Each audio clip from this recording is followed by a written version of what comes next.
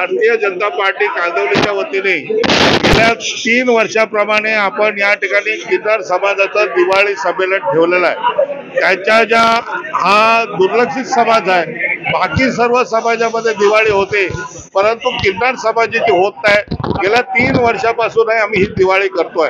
कोरोनामध्ये सुद्धा या ठिकाणी आम्ही त्यांना रेशन वाटप केलं होतं आणि या वर्षी विशेष आहे ते माननीय यशस्वी पंतप्रधान नरेंद्र मोदीजी यांनी सांगितलं होतं की तुम्ही दुर्लक्षित समाज, आदिवासी, दलित समाज याच्यामध्ये जाऊन करा।